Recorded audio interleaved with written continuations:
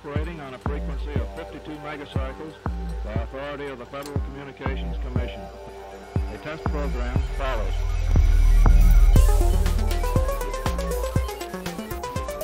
For you who've been trained technically, I need hardly say that there's still a number of problems to solve. I guess you know them as well as anybody knows them. But I think we've proceeded far enough to justify the statement, at least, that these technical problems are not insurmountable.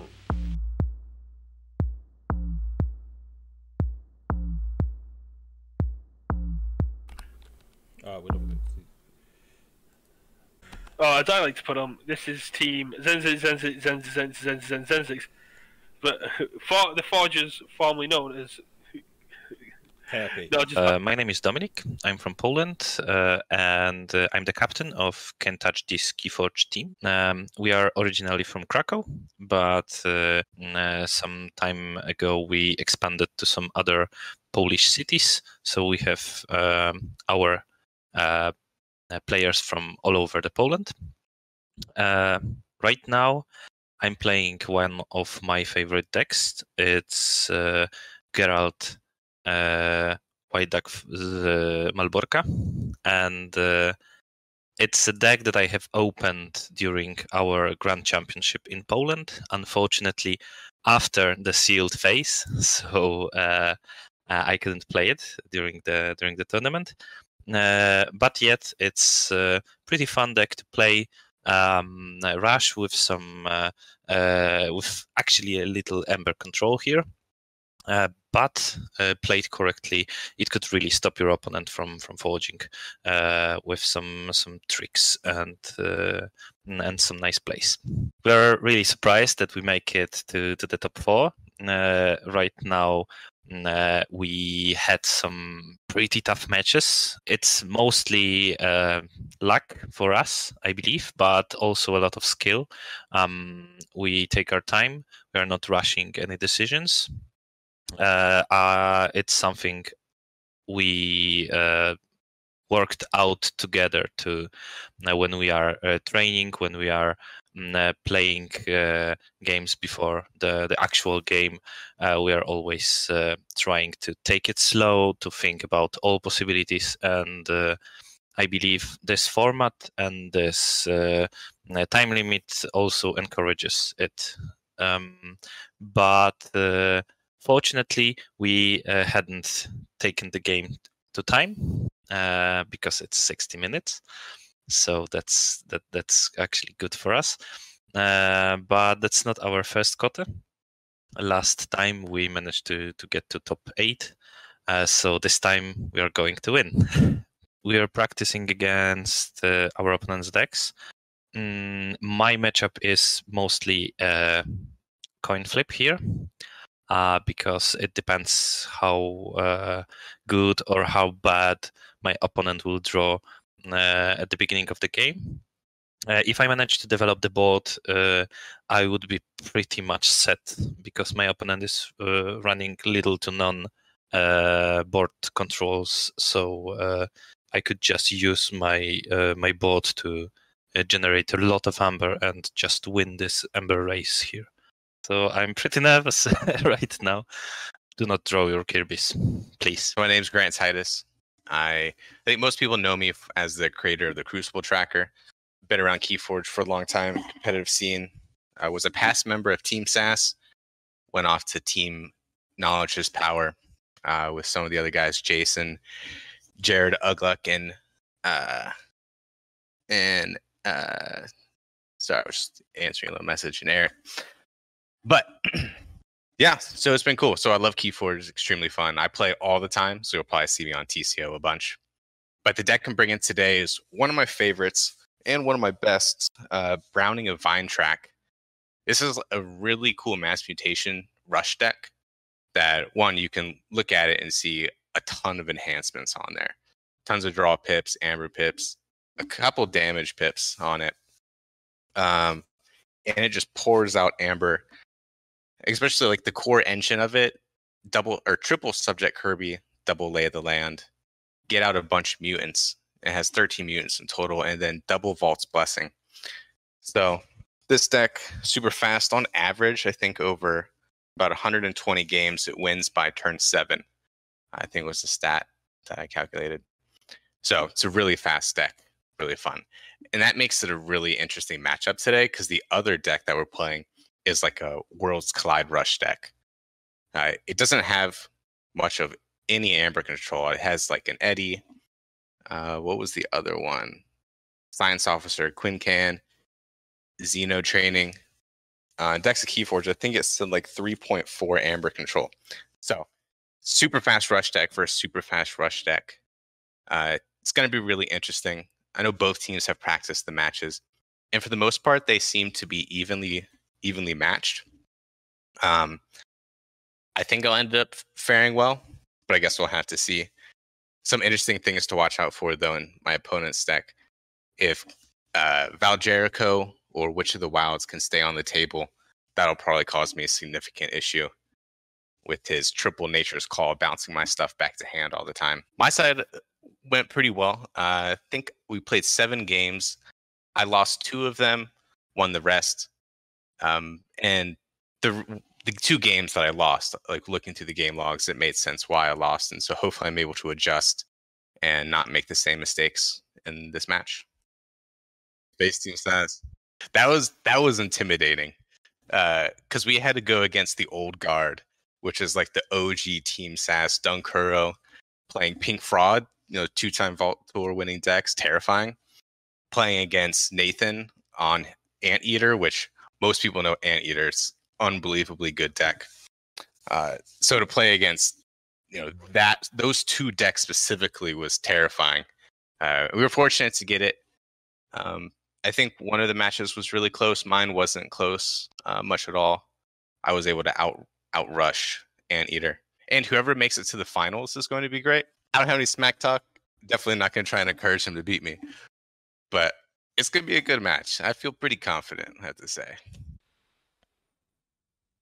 Hi again. This time we will be deconstructing decks for the top 4 matchup, and we will be the featured team. So me, Robik, and Franul will be playing against team Zenzik.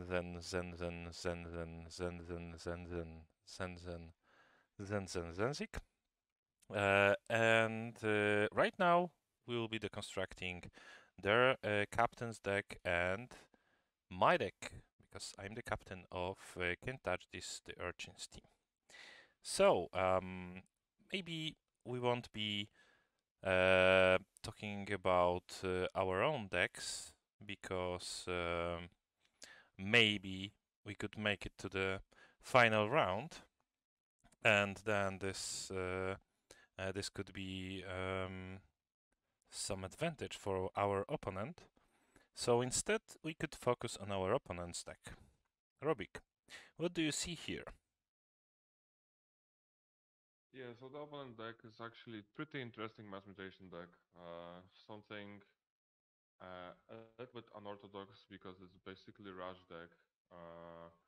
But as we can see, lack of board control 3.7 on the cards. If you can count the cards that actually control the board, so basically Quick Sound can destroy 1 creature, Blast from the Past also 1 creature, which means that basically if someone can control the board and just put a fight on the board is theirs. And if there are problematic creatures in like multiples, then at least one of such a copy will just stay on the board because of the lack of the control. And also the Ember control is pretty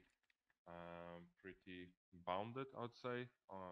We can see, of course, the Anthony, the Faust the Great also, and the Pismire, but there are just 3 creatures to control the board, to control the Amber, sorry. And if you can just quickly kill them, there's only look what I found to retain such a creature back. So basically, the whole gameplay I see is just to rush the opponents down and just ask for answers to the Amber each turn. So it's a really, really interesting one. So Dominic, how can he rush as much Ember as we can see? So you already spoke about double Volt's blessings here, but look what I found could just turn this already played Volt's Blessing into another one. So we should always count 3 Volt Blessings with 12 mutant creatures here. Triple subject Kirby's, so you could fill your board with ease during Star Alliance turn. And also this Saurian, they're not bad here, especially Citizen Shrieks. So it's always Exalt and Steel, so it basically generates you Ember when you play it. And you could always put some extra Ember with your capture icons on some other viable creatures here, like Fandango, like Bismire, like maybe some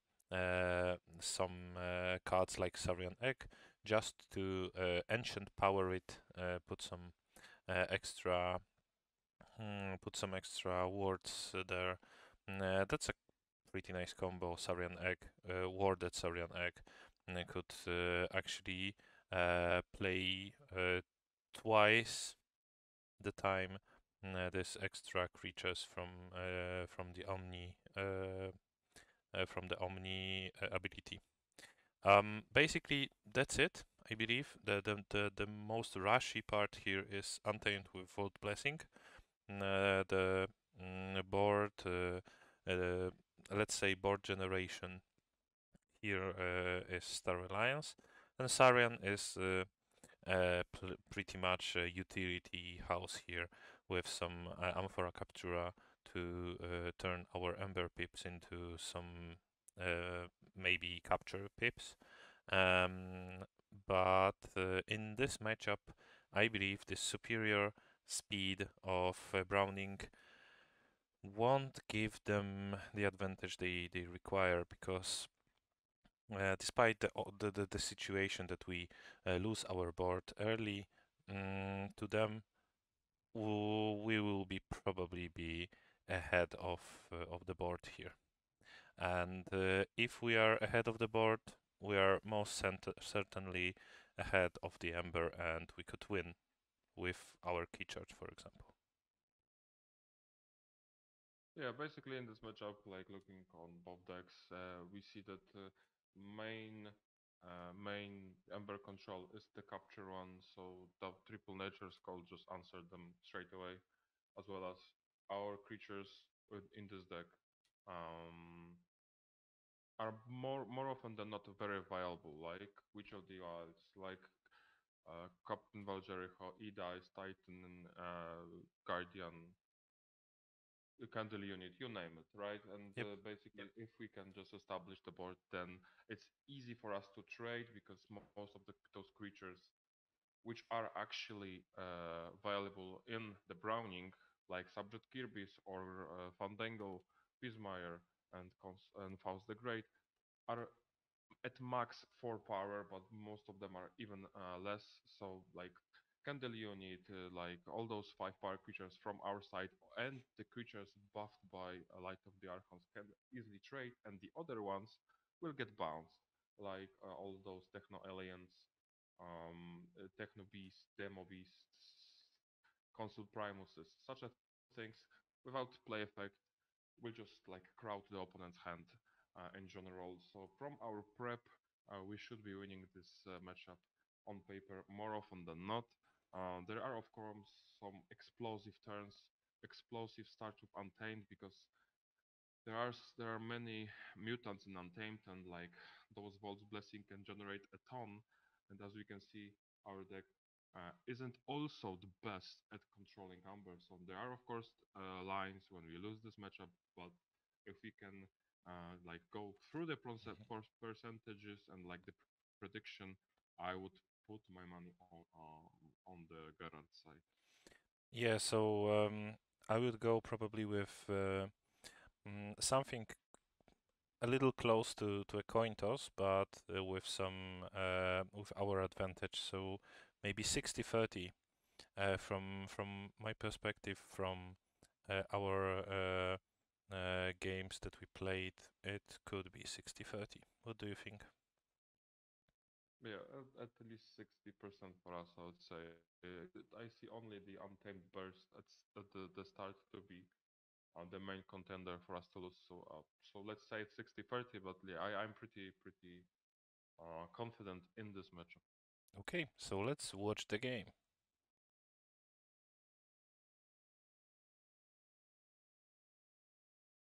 I do love the Josie.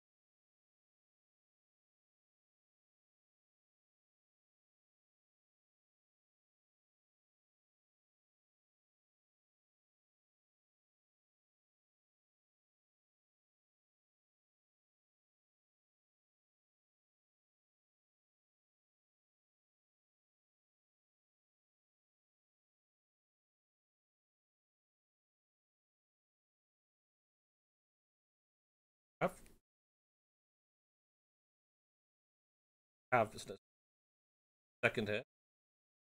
Make it so. Right.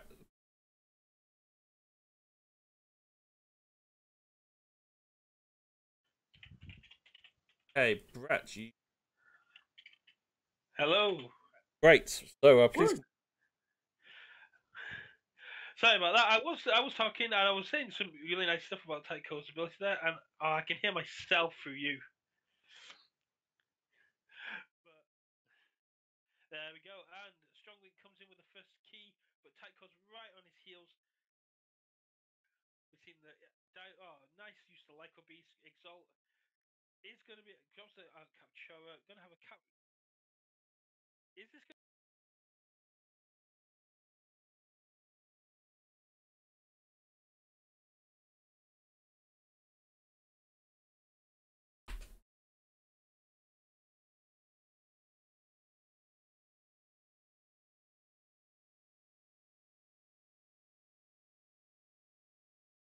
Stop.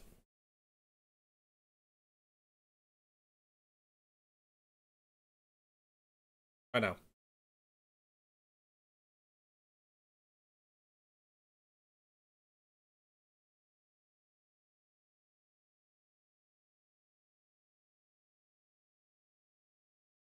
So, apologies for the audio issues here. I can hear you, man, coming through.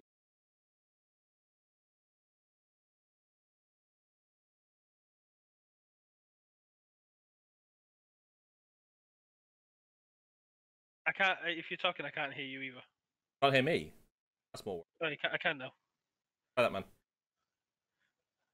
Yeah. Can you guys hear me?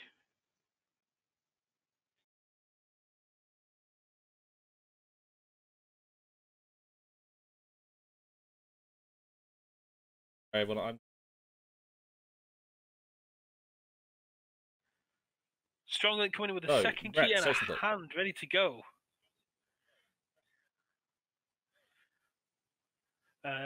Yeah, they can.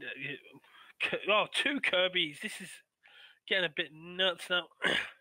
Centaurion going to take off the key, but the Prisma is going to come in anyway.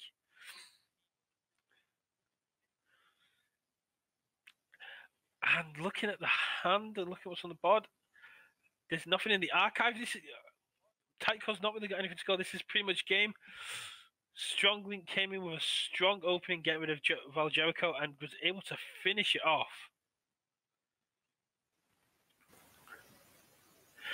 This was the matchup that they were most worried about getting, and it looks like Strong Link was able to come in and sort of take control over it. Tycho comes in, doesn't get the second key, and looking at what's in the hand, this is going to be real weird. Right, I've got you back. Sorry for the challenges there. Okay, I'm back. And there we go. Strong Link takes the key. Gigi's coming in, and hell of a game.